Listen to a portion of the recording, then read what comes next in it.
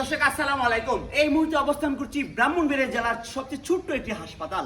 আপনাদেরকে এমন একটি তথ্য দিব যে হাসপাতালে মাত্র 10 শয্যা বিশিষ্ট একটি হাসপাতাল। ঐতিহ্যবাহী ইতিহাস ঐতিহ্য সমৃদ্ধ ব্রাহ্মণবাড়িয়ার নাসিরনগর উপজেলা। এই নাসিরনগর উপজেলা ব্রাহ্মণবাড়িয়ার উত্তর পূর্বাঞ্চলের একটি উপজেলা, হাওয়ার বিশিষ্ট একটি অঞ্চল। এই অঞ্চলের ঐতিহ্যবাহী একটি উপজেলা গুনিয়ক ইউনিয়ন। এই গুনিয়ক ইউনিয়নের 1965 সালে মাত্র 10 শয্যা বিশিষ্ট এই হাসপাতালটি তৈরি করা হয়। অর্থাৎ স্বাধীনতা যুদ্ধের আরও আগে এই ছোট্ট হাসপাতালটি তৈরি করা হলেও এই হাসপাতালটির সাবেক একজন সংসদ সদস্য কিছু সংস্কার করলেও বর্তমানে মাঝে মধ্যে পল্লী চিকিৎসা দেওয়ার জন্য অর্থাৎ গ্রামের মানুষকে চিকিৎসা দেওয়ার জন্য মাঝে মাঝে কিছু ডাক্তার আসে। তাতে আমাদের কিছু উপকার হলেও পুরোপুরি আমরা আধুনিকতার ছোঁয়া পাইনি। দর্শক, আপনাদেরকে আরেকটা জিনিস জানিয়ে রাখতে চাই, ইতিহাস ঐতিহ্যের সমৃদ্ধ একটি ইউনিয়ন এই গুনিয়ক ইউনিয়ন।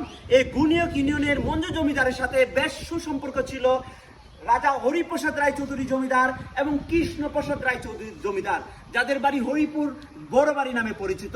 এই জমিদারগণ গুনিয়ক মঞ্জু জমিদারের সাথে একটি সুসম্পর্ক ছিল।